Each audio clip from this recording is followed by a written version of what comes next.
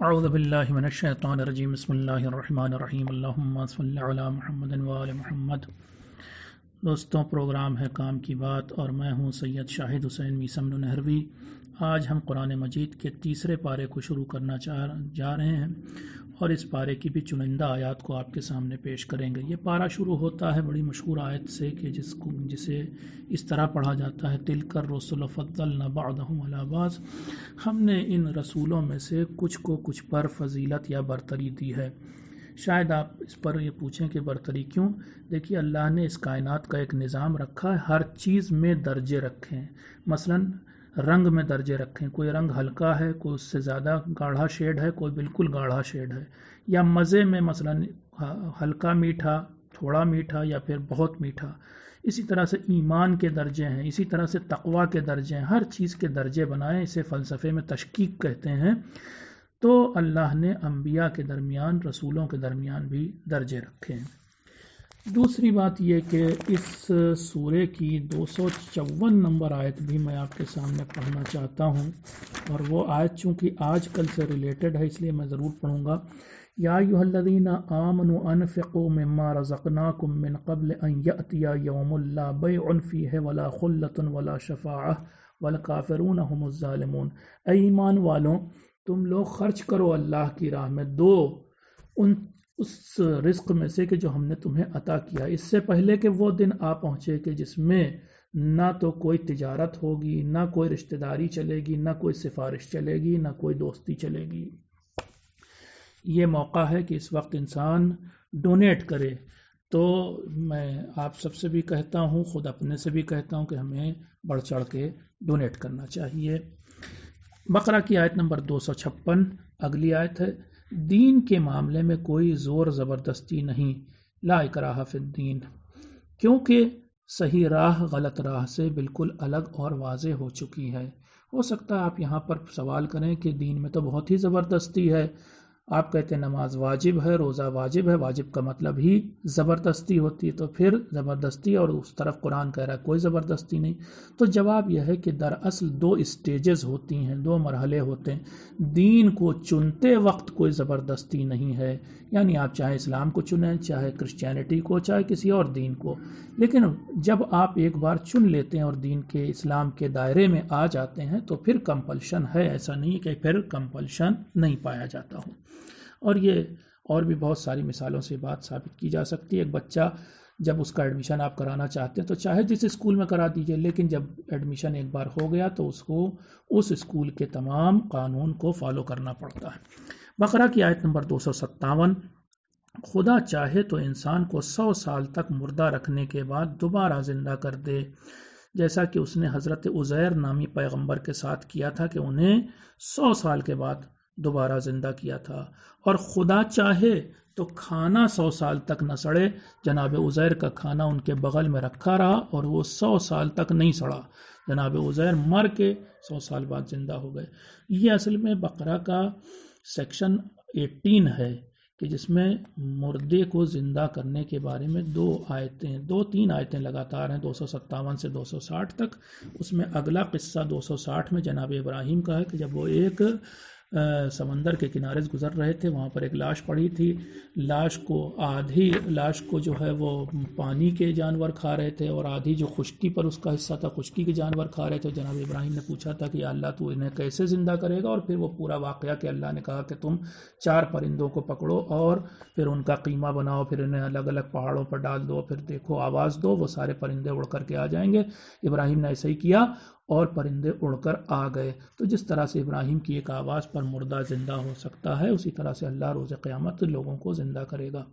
اگلا سیکشن ہے بقرہ کا سیکشن نمبر 19، اس میں کوئی 14 آیتیں ہیں اور یہ گھوم پھر کر صدقہ اور خیرات کے بارے میں، البتہ بیچ بیچ میں کچھ اور متفرق باتیں آ گئی ہیں۔ میں بقرہ کی آیت نمبر 261 سے 261 سے شروع کرتا ہوں۔ اللہ کی راہ میں صدقہ اور خیرات کرنا ایسا ہے جیسے زمین میں ایک دانہ بونا جس سے 7 بالیاں نکلتی ہیں اور ہر بالی میں 100 دانے ہوتے ہیں، اور اللہ جسے چاہتا ہے اس سے بھی زیادہ عطا کرتا ہے۔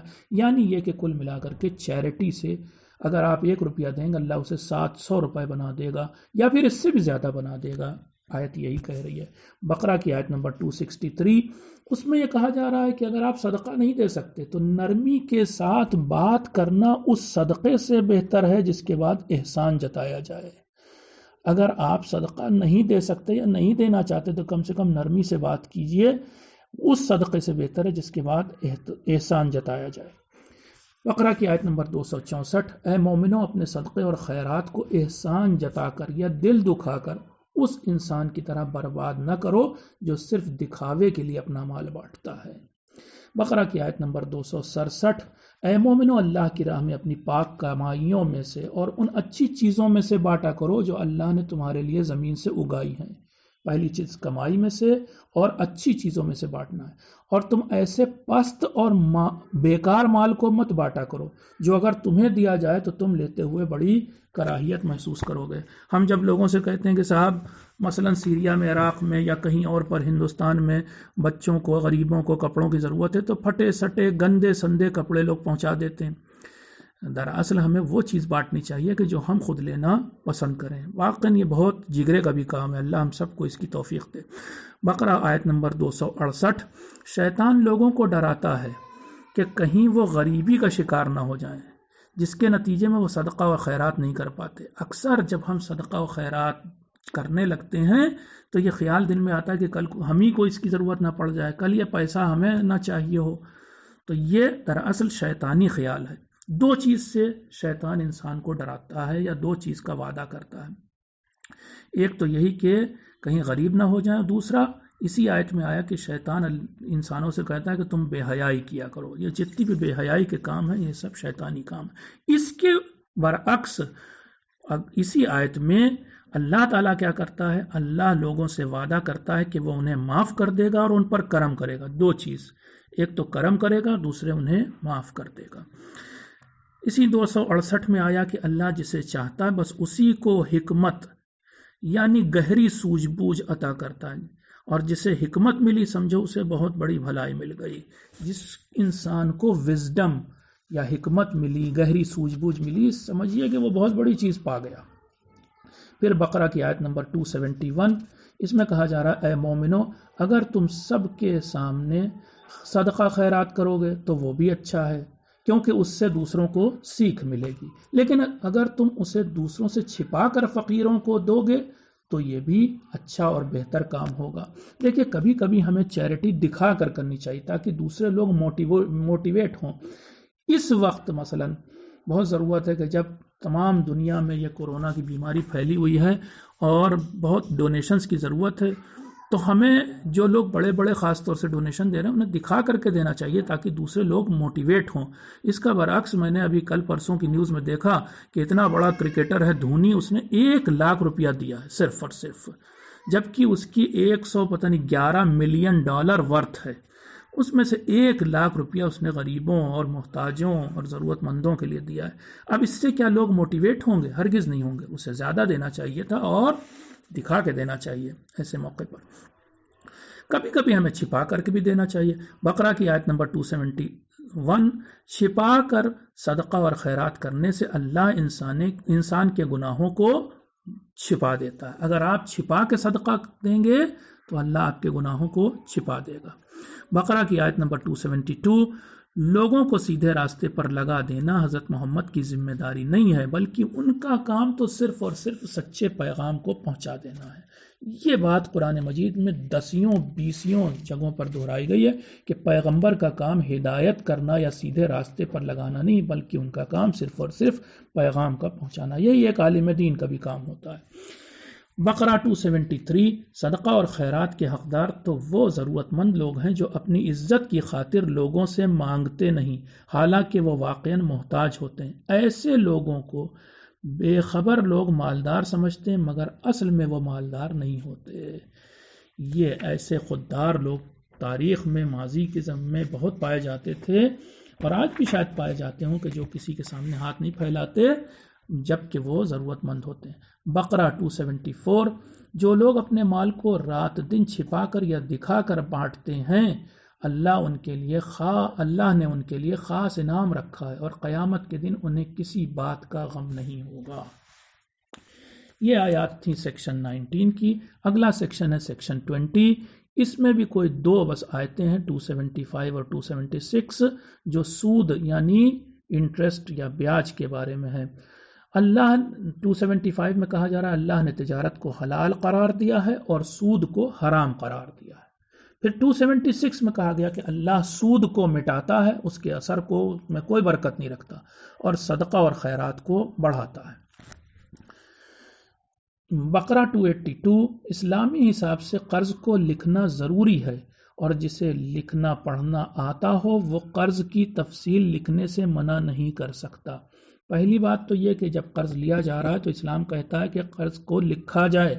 دوسری بات یہ کہ اگر آپ لکھنا نہیں جانتے تو جو لکھنا جانتا ہے اس سے کہیں کہ وہ لکھ دے، اور وہ اس موقع پر منع نہیں کر سکتا، اس پر واجب ہے لکھنا۔ بقرہ کی آیت نمبر 282 پھر سے کافی لمبی آیت ہے یہ، اور یہ آیتیں سب کے سب جو ہیں وہ قرض کے بارے میں۔ اسلامی حساب سے قرض کے کاغذات پر 2 مردوں یا پھر 1 مرد اور 2 عورتوں کی گواہی ضروری ہے۔ جب قرض کے کاغذات لکھے جائیں تو 2 مرد یا پھر 1 مرد اور 2 عورت گواہی دیں۔ بقرہ کی آیت 282 سے 283 اسلامی حساب سے جب گواہ کو گواہی کے لیے بلایا جائے تو اسے حاضر ہونا ضروری ہے، اور اس کے لیے گواہی چھپانا جائز نہیں۔ یہ بات یاد رکھیے، صرف قرض کے ہی معاملات میں نہیں، اور بھی جگہوں پر اگر آپ نے کوئی جرم، کوئی گناہ، کوئی قتل ہوتے دیکھا ہے اور آپ اس کے گواہ ہیں، تو جب بھی آپ کو گواہی کے لیے بلایا جائے آپ کو عدالت میں حاضر ہونا آپ کے لیے ضروری اور واجب ہے۔ بقرہ کی آیت نمبر 282 اسلامی حساب سے گواہی دینے والے اور اسے لکھنے والے کو کچھ اجرت یعنی مزدوری یا کچھ انعام ملنا چاہیے۔ پھر آیت نمبر 282 پھر سے جب لین دین نقد ہو تو اس کا لکھنا ضروری نہیں ورنہ ضروری ہے۔ جب آپ کیش ٹرانزیکشن کر رہے ہیں تو اس کا لکھنا اسلامی اعتبار سے ضروری نہیں ہے، لیکن اگر کیش نہیں ہے، لون ہے، تو لینڈنگ اور بوروئنگ ہے، تو پھر اس وقت لکھنا ضروری ہے۔ بقرہ کی آیت نمبر 283 پھر سے ایک بار اسلامی حساب سے کوئی چیز گروی رکھ کر قرض لینا صحیح ہے، یعنی جب گروی رکھی جاتی ہے، رہن رکھی جاتی ہے، تو اس کو رکھ کر کے قرض لینا صحیح ہے۔ یہاں تک بقرہ کی چنندہ آیات میں نے ڈسکس کی۔ اب اس کے بعد سورہ آل عمران کی چنندہ آیات ڈسکس کروں گا۔ سورہ آل عمران کی میں آیت نمبر 3 سے لے کر کے 7 تک قرآن کے بارے میں دراصل آیات ہیں، بیچ میں کچھ آیات ایسی بھی آ گئیں کہ جو قرآن سے نہیں دوسرے لوگوں کے بارے میں ہیں۔ ان میں سے اب میں نے پہلی آیت جو سورہ آل عمران کی چنی ہے وہ آیت نمبر 7 ہے۔ اس میں ارشاد ہو رہا ہے قرآن میں محکم آیتیں بھی ہیں اور متشابہ آیتیں بھی ہیں۔ محکم آیتیں وہ ہیں جو قرآن کی اصل ہیں یعنی جڑ ہیں۔ اب محکم کا مطلب کیا ہوتا ہے؟ وہ آیتیں کہ جن کا معنی، جن کا مطلب بالکل صاف اور واضح ہے، لیکن ان کے مقابلے میں متشابہ آیتیں وہ ہیں جن کا معنی بے حد مشکل ہے اور اتنا ایک دم سامنے نہیں ہے کہ آپ سمجھ لیں فوراً۔ خود قرآن کہہ رہا ہے یعنی 2 طرح کی آیتیں ہیں، ایک دم واضح یا کچھ تھوڑا سا ان کا مطلب ڈھکا چھپا، جنہیں متشابہ کہا جاتا ہے۔ آل عمران کی 7 نمبر آیت میں ہی کہا گیا کہ جن لوگوں کے دل میں ٹیڑھا پن پایا جاتا ہے وہ صرف متشابہ آیتوں کے پیچھے لگے رہتے ہیں تاکہ وہ ان سے اپنے مطلب کا نتیجہ نکال سکیں اور لوگوں کے بیچ پھوٹ اور برائی پھیلا سکیں۔ پھر اسی آیت میں متشابہ آیتوں کا معنی اور مطلب اللہ، اس کے رسول اور ان لوگوں کے سوا کوئی نہیں جانتا کہ جن کے اندر علم رچا بسا ہے، یعنی راسخون فی العلم۔ بس 3 پارٹیز ہیں کہ جو متشابہ آیات کا صحیح مطلب جانتی ہیں، ایک خود اللہ، ایک اس کا رسول، اور ایک راسخون فی العلم یعنی محمد وآل محمد کل ملا کر کے ہو گئے۔ آل عمران کی اب 10ویں آیت، جن لوگوں نے اللہ کا انکار کیا، یہاں سے ایک اور سیکشن ہے دراصل آل عمران کا سیکشن 2 آیت نمبر 10 سے 14 تک۔ اس میں دنیا کے مال و متاع کی بات کی گئی اور پھر آخرت کس طرح سے بہتر اس بارے میں بات کی گئی۔ تو آیت نمبر 10 آل عمران کی، جن لوگوں نے اللہ کا انکار کیا انہیں ان کے مال اور اولاد بھی اللہ کے عذاب سے بچا نہ سکیں گے، ایسے لوگ جہنم کے ایندھن بنیں گے جو لوگ منکر خدا ہیں۔ پھر آل عمران 14، لوگوں کا امتحان لینے کی خاطر ان کی نگاہ میں عورتوں، بچوں، सोने चांदी के ढेरों, घोड़ों व मवेशी और खेती वगैरह को बहुत सजा कर पेश किया गया है, मगर सच तो यह है कि ये सब चीजें बस दुनिया का सामान है और जो कुछ अल्लाह के पास है वो इससे कहीं बेहतर ठिकाना है, यानी जन्नत। फिर आल इमरान 16 से 17। इस सूरे में कुल मिलाकर मुत्तकीन की 6 खुसूसियतें बयान की गई हैं। दरअसल 2 आयतों में 16 से 17 में मुत्तकीन की सिफात में बयान करने जा रहा हूं। नंबर 1, वो कहते हैं कि ऐ हमारे रब, हम ईमान लाए इसलिए हमारे गुनाहों को माफ कर दे और हमें जहन्नम के अजाब से बचा ले। नंबर 2, वो सब्र करने वाले होते हैं। नंबर 3, वो सच बोलने वाले होते हैं। नंबर 4, वो अल्लाह के सामने पूरी तरह झुके और तस्लीम होते हैं। नंबर 5, वो सदका और खैरात करने वाले होते हैं।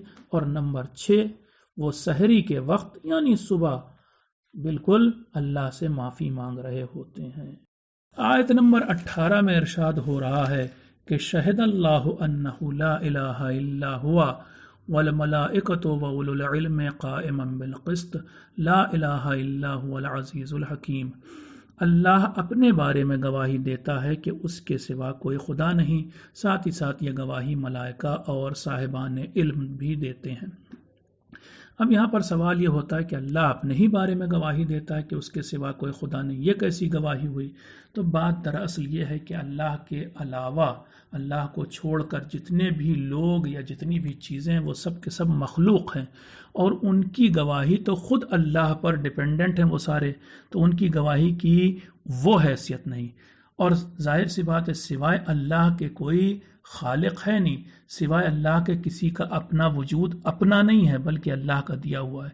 इसलिए सबसे मुनासिब गवाही भी यही हो सकती है कि अल्लाह अपने बारे में गवाही दे कि वो खुदा है और उसके सिवा कोई खुदा नहीं। ये आयत बहुत ही अहम आयत है और अल्लाह के राजों में से एक राज है। आपको बहुत सारी दुआओं में इस आयत के पढ़ने की ताकीद मिलेगी या ये आयत बतौर जुज उस दुआ में मिलेगी आपको। आगे चलते हैं आल इमरान आयत नंबर 19 और इसमें इरशाद हो रहा है इन्नद्दीन इंदल्लाहिल इस्लाम, अल्लाह के नज़दीक दीन तो इस्लाम है।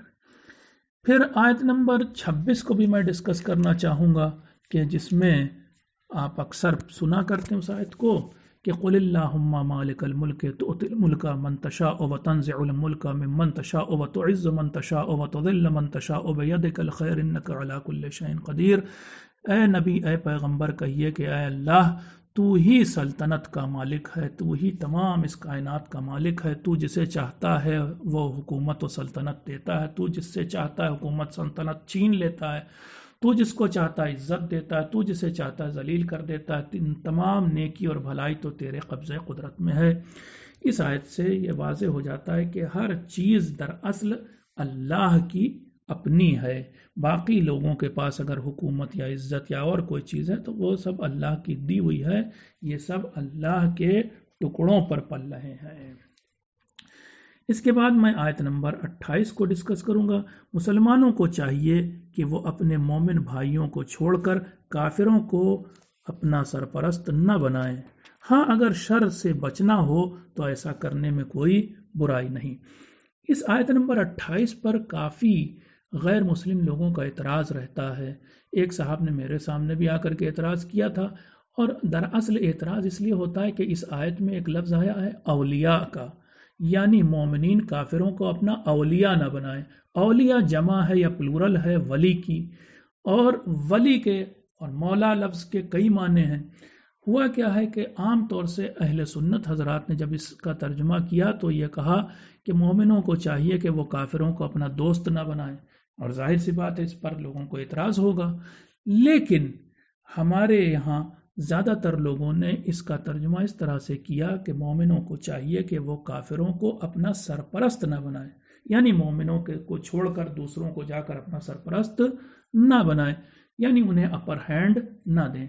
जब मेरी बहस हुई एक गैर मुस्लिम से और उनका एतराज़ था और मैंने कहा कि इसका ये माना भी होता है, और अपर हैंड देना तो आप भी नहीं चाहेंगे कि आप मुझे अपर हैंड दे दें, आप मुझे अपना सरपरस्त बना लें या किसी और कम्युनिटी के आदमी को, तो ये तो बहुत कॉमन सी बात है। तो उस पर कायल हो गए और उनका अगर ऐसा है کہ ولی کا مطلب یہاں پر سرپرست ہے تو ہمیں کوئی اعتراض بھی نہیں رہ جاتا۔ پھر آیت نمبر 31 آل عمران کی، اس میں ارشاد ہو رہا ہے کہ مومنوں کو اگر اللہ سے محبت ہے تو انہیں حضرت محمد کے بتائے راستے پر چلنا چاہیے۔ قل ان کنتم تحبون اللہ فاتبعونی یحببکم اللہ۔ ایسا کرنے سے یعنی اگر لوگ حضرت محمد کے بتائے راستے پر چلیں گے تو اللہ ان سے محبت کرے گا اور ان کے گناہوں کو معاف کر دے گا۔ پھر آیت نمبر 33 ہے کہ جس میں اللہ کے انتخاب کی بات کی جا رہی ہے۔ اللہ چنتا ہے، ہر چیز میں سے کچھ کو چن لیتا ہے، اور شاید اسی آیت کی وجہ سے سورہ کا نام آل عمران پڑا۔ ارشاد ہو رہا ہے اللہ نے تمام جہانوں سے آدم کو، نوح کو، ابراہیم کو اور آل عمران کو یعنی عمران کی نسل کو چن لیا ہے، یعنی انہیں سب سے بلند مقام عنایت فرمایا۔ آل عمران یعنی جناب مریم، چونکہ مریم جو ہے عمران کی بیٹی تھی اور پھر مریم کے بیٹے عیسیٰ ہوئے تو اس طرف اشارہ ہے۔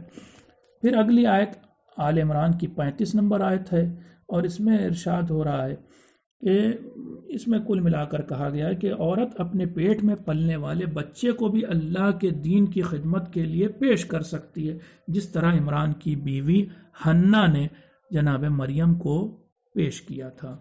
آل عمران کی آیت نمبر 37، اس میں بتایا جا رہا ہے کہ اللہ چاہے تو غیب سے رزق عطا کر سکتا ہے، جس طرح اس نے مریم کو رزق عطا کیا تھا کہ جب بھی جناب زکریا پہنچتے تھے اور دیکھتے تھے جناب مریم کے کمرے میں تو پہلے سے ہی رزق رکھا ہوتا تھا، کھانا رکھا ہوتا تھا، پھل رکھے ہوتے تھے۔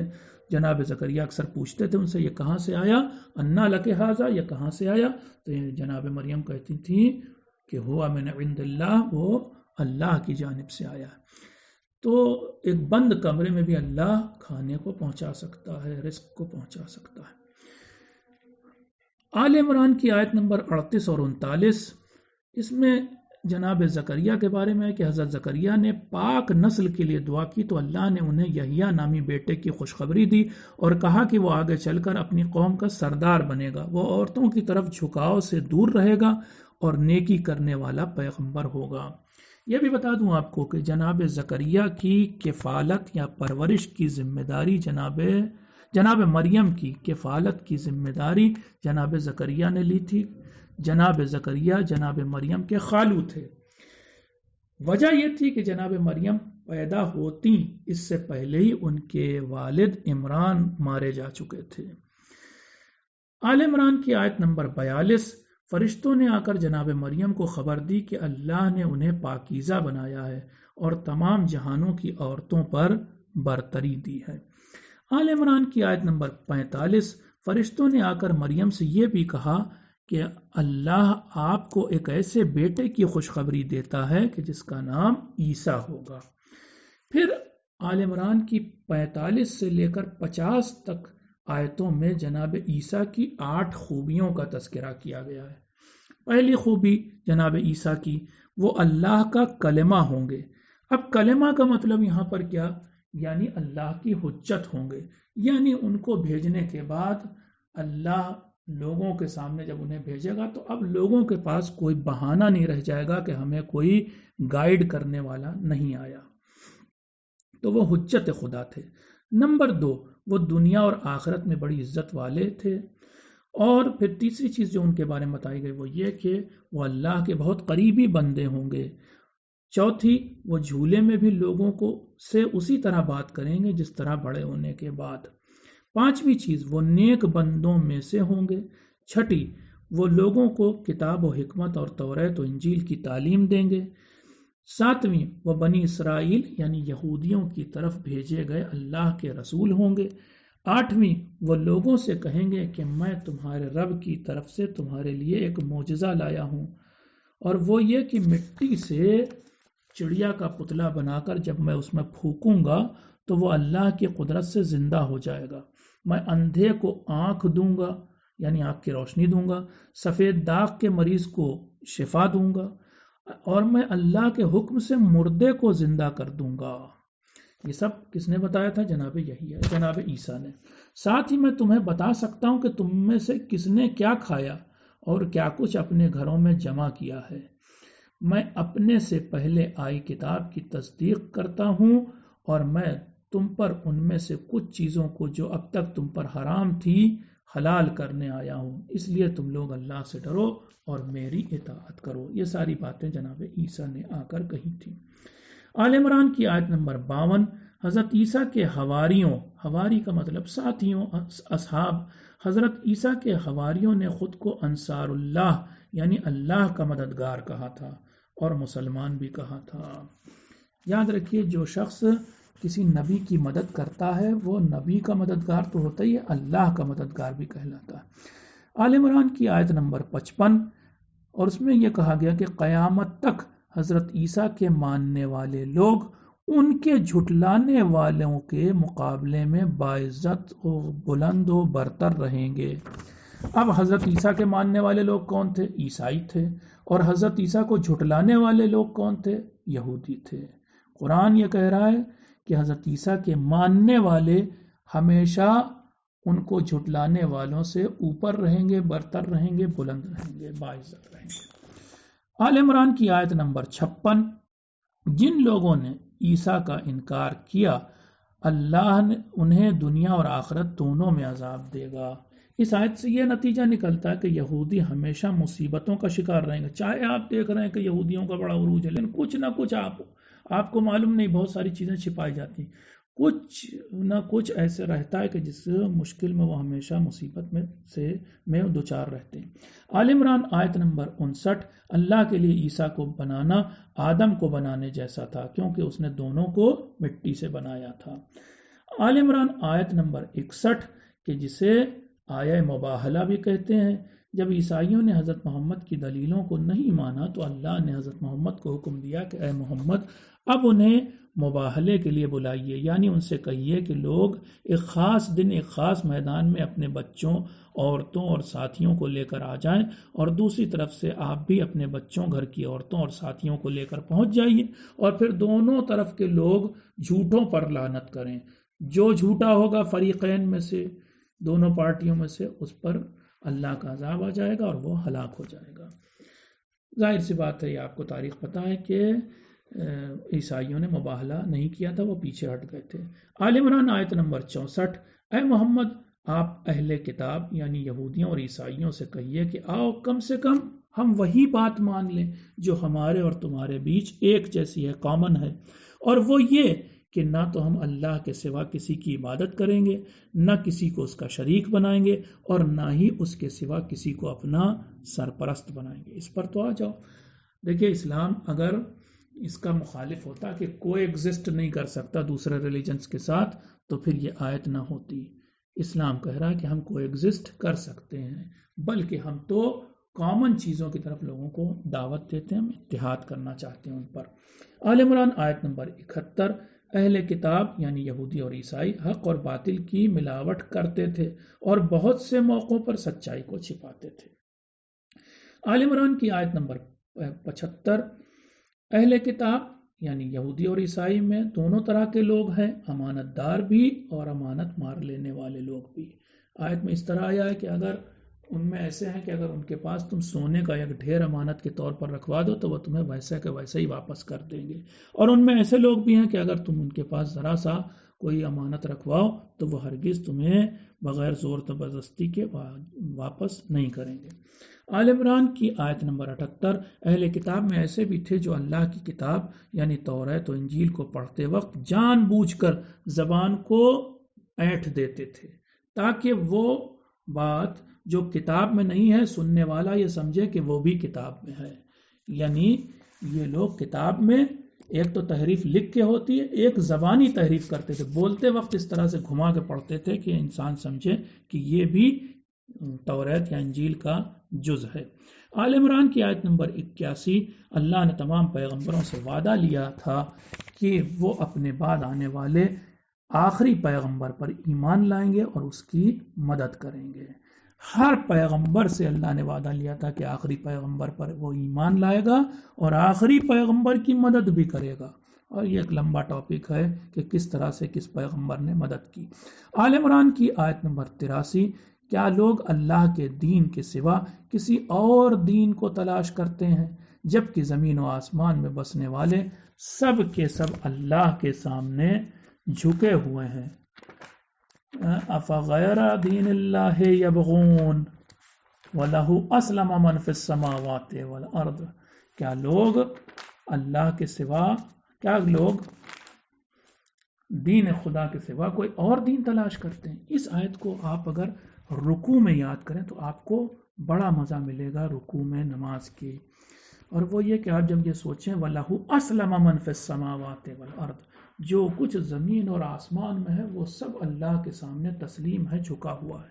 تو جب بڑے بڑے انبیاء اور امام جھکے ہوئے تھے اللہ کے سامنے، تو میں کیا چیز ہوں، میں بھی اللہ کے سامنے جھکا ہوا ہوں.